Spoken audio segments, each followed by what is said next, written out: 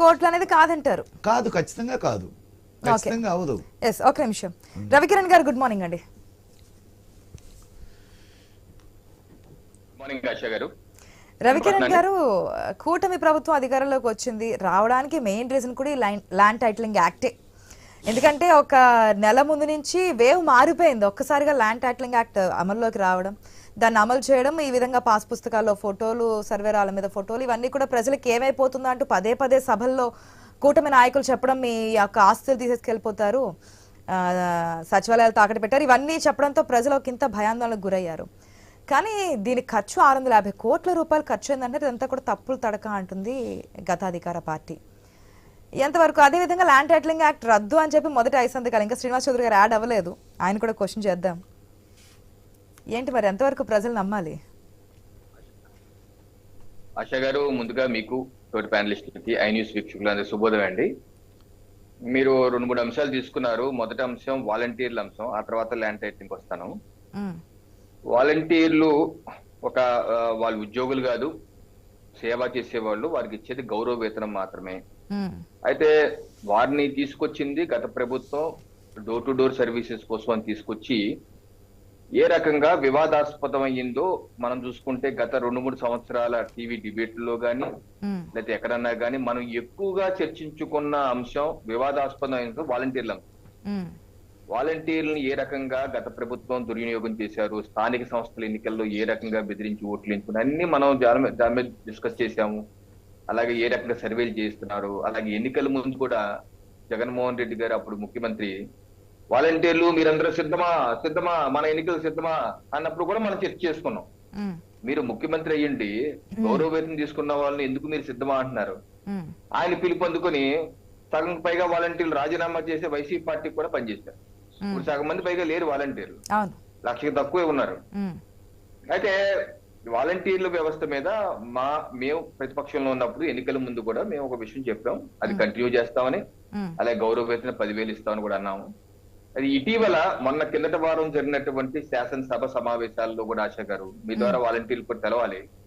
26 July 2024 శాసన మండలిలో జరిగినటువంటి సమావేశంలో ఎమ్మెల్సీ లేళ్ల అప్పిరెడ్డి గారు, శ్రీనివాస్ గారు, మాధవరావు గారి ముగ్గురు ప్రశ్న అడిగారు. ప్రశ్న నెంబర్ 33. వాళ్ళు ఏమడిగారంటే లిఖితపూర్వక ప్రశ్న, రాష్ట్రంలో వాలంటీర్ల వ్యవస్థ కొనసాగుతుందా?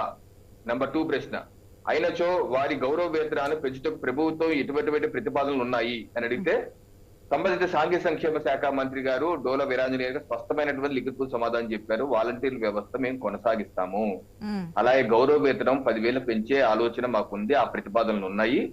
అయితే వీరిలో చాలా మంది వరకు రిజైన్ చేస్తున్నారు. మిగతా వారిని ఏ రకంగా, ఎక్కడ ప్రయోజనకరంగా, వివాదరహితంగా ఏ రకంగా ఉపయోగించుకోవాలనే అంశం మీద మేము వివిధ శాఖలతో సమన్వయం చేసుకుని పనిచేస్తున్నాం, దానికి కొంత సమయం పడుతుంది అని చెప్పేసి గౌరవ మంత్రి గారు శాసన మండలిలోనే లిఖితపూర్వక సమాధానం ఇచ్చారు.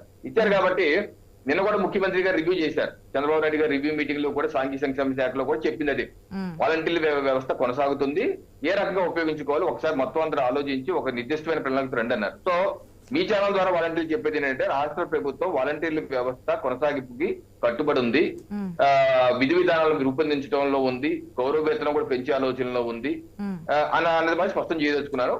అలాగే వారిని కూడా వెట్టి చాకరీ చేసుకునే విధంగా కేవలం దీనికే ఉపయోగించి మంచి క్వాలిఫైడ్ వాళ్ళని దీనికే ఉపయోగించి వెట్టి జాగ్రత్త చేసుకునే విధంగా ఆలోచన ప్రభుత్వానికి లేదు. వారికి ఏ రకంగా నైపుణ్య శిక్షణ ఇవ్వాలి, మెరుగైన ఉద్యోగాలు, ఉపాధి అవకాశాలు ఏ రకంగా కల్పించాలని దాని మీద కూడా ప్రభుత్వం ఆలోచిస్తుంది. సో అది ఆ అంశం అలా చూస్తే రెండో అంశం ల్యాండ్ టైటిలింగ్. ఇప్పుడు మనం అర్థం చేసుకోవాల్సింది ఏంటంటే ఆశా గారు, ల్యాండ్ టైటిలింగ్ యాక్ట్ వేరు, భూ సర్వే వేరు. ఈ రెండు వేరు చట్టాలు, వేరు కార్యక్రమాలు. భూ సర్వే అన్నది కేంద్ర ప్రభుత్వ కార్యక్రమం. ఆ పథకం పేరు స్వమిత్వ యోజన.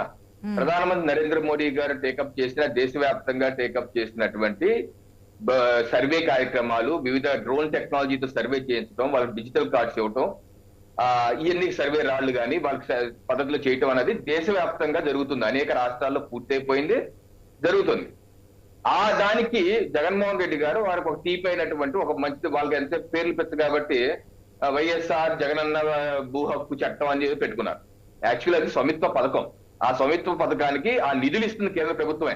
కేంద్ర ప్రభుత్వ నిధులు రాష్ట్ర ప్రభుత్వ వాటా స్వల్పమే, 20% ఎంత ఉంది రాష్ట్రం, 80% కేంద్ర ప్రభుత్వమే.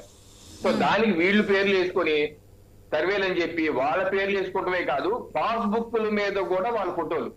ఇప్పుడు ఇందాక వైసీపీ ప్రతినిధి వారు చెప్తున్నారు, ఈ సచివాలయాల మీద బులుగు రంగు, ఎల్లో రంగు శ్మశాల మీద వేసుకున్నారు. సరే అన్ని వేసుకున్నారు, అది ప్రభుత్వ స్థలాలు, అది తీయించారు. మళ్ళీ మీ ప్రభుత్వం వచ్చి బులిగేసుకున్నారు, శ్మశానాల మీద మీ బులుగు కూడా వేసుకున్నారు. మళ్ళీ మీరు ఏ పాస్బుక్లు అయితే ఉన్నాయో అది ప్రైవేట్ ప్రాపర్టీ సార్. నా పొలం, మా తాతలు ఇచ్చిన పొలం మీద మీ ఫోటోలు ఏంటి? ప్రభుత్వ అధినేత ముఖ్యమంత్రి శాశ్వతం ఏమైనా ఇక్కడే ఉన్నా? ఇప్పుడు మీరు ఏమైనా శాశ్వతం ఉన్నారా? ఇప్పుడు ఆ పాస్బుక్ అన్ని మార్చాల్సి వస్తుంది కదా. ఇది దుర్మార్గమైన ఆలోచన కాదా? ఆ పొలం ఎవరిది? ఆ పొలం నాది, నేను కొనుక్కున్నాను, లేకపోతే మా తాత తండ్రి ఇచ్చిన నా పొలంలో మీరాళ్ళకి నేనేమన్నా ఏమన్నాను మిమ్మల్ని? మీరు దేశవ్యాప్తంగా ప్రోగ్రామ్ తీసుకొచ్చి నా పొలంకి వచ్చి సర్వే చేసి మీ ఫోటోలతో సరిహద్దురాలు, మీ పేరుతో సరిహద్దురాలు, మీ పేరుతో మీ ఫోటోలతో పాస్బుక్ ఇస్తా అంటే ఇంత సిగ్గుసరమైన పని ఇంకేమైనా ఉందండి? కేంద్ర ప్రభుత్వ పథకం అది. కేంద్రం ఇస్తున్న నిధులు మోడీ గారి ఫోటో పెట్టమని లేదు, మోడీ గారి పేరు పెట్టమని లేదు. మీరు చౌదరమ్మ దూడు మధ్యలో మీ పేరు మీ ఫోటో పెట్టి సమర్థించుకుంటారు. ఇప్పుడు కూడా మీలాంటి వాళ్ళు సమర్థించుకుంటాం. సిగ్గుపడాల్సిన విషయం.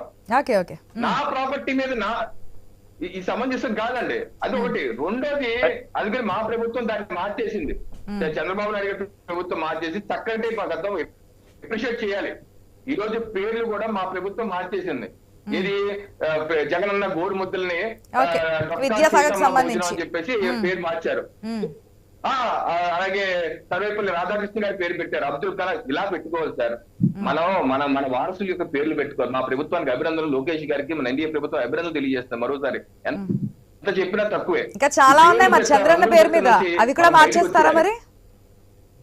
అన్ని ఈ ప్రభుత్వం ఒకటో మహా అయితే 2, 3, 4 ఉంటాయి తప్పితే మిగతా అన్ని పేర్లు మాత్రం జాతీయ నాయకులు మంచి దాని పేర్లే ఉంటాయండి మా ప్రభుత్వంలో. మా ప్రభుత్వం మారిన ప్రభుత్వం అందుకు పని చేసుకుంటున్నాం. అలాగే పాస్బుక్ చూడండి, పాస్బుక్ క్యూఆర్ కోడ్ పెట్టారు. దీన్ని మనం అప్రిషియేట్ చేయాలి. ఆ క్యూఆర్ కోడ్ పెట్టడం వల్ల డిజిటల్ ప్రొటెక్షన్ అది దేశవ్యాప్తంగా జరుగుతుంది. ఆ కార్యక్రమం మాజీ మినిస్టర్ అంబటి రాంబాబు దీని గురించి మాట్లాడుతూ కూడా అసలు ఎంతో మంచి పథకాన్ని తీసుకొచ్చాము, ఎక్కడ ఏ విధంగా ఉంది అని చెప్పి తెలుసుకోవడానికి ఒకవేళ ఎవరైనా వచ్చి ఆక్రమించుకోవడానికి కూడా అవకాశం లేకుండా చేసినటువంటి పథకం దీన్ని ఈ విధంగా తప్పుదో పట్టించి చేశారని చెప్పి నేను అంబటి రాంబాబు ప్రెస్ మీట్ లో మాట్లాడినటువంటి అంశం. నేను అదే చెప్తాను. దీన్ని 2 పథకాలని ఫస్ట్ స్టార్టింగ్ లో చెప్పాను. ఫస్ట్ది స్వామిత్వ యోజన పథకం. దాన్ని తెలుగులో ఈ రాష్ట్రం పెట్టుకున్న పేరు, ముద్దు పేరు వైఎస్ఆర్ జగనన్న శాశ్వత భూ హక్కు. రెండోది ల్యాండ్ టైటిలింగ్ యాక్ట్. ఇది కేంద్ర ప్రభుత్వం సంబంధించింది కాదు, రాష్ట్ర ప్రభుత్వం చట్టం. ఈ చట్టంలో ఏంటంటే ప్రతి మండలానికి టీఆర్ఓ పెడతారు, టైటిల్ రిజిస్ట్రేషన్ ఆఫీసర్. టీఆర్ఓ పెట్టి మనం అందరం వెళ్ళి బాబు కాకినాడలో ఈ సర్వే నెంబర్ లో నాకు భూమి ఉందని చెప్పి టీఆర్ఓకి మనం దరఖాస్తు చేసుకుంటే వాళ్ళు రిజిస్టర్ మెయింటైన్ చేస్తారు, టైటిల్ రిజిస్ట్రేషన్ మెయింటైన్ చేస్తారు. అది వేరే చట్టం, ఇది వేరే చట్టం. దాని డబ్బులు వేరు, దీని డబ్బులు వేరు. ఈ 2 కలిపి కొట్టిన కావేయటంగానే అంబటి రాంబాబు మాజీ మంత్రులు కూడా అవగాహన లేకుండా మాట్లాడతాం.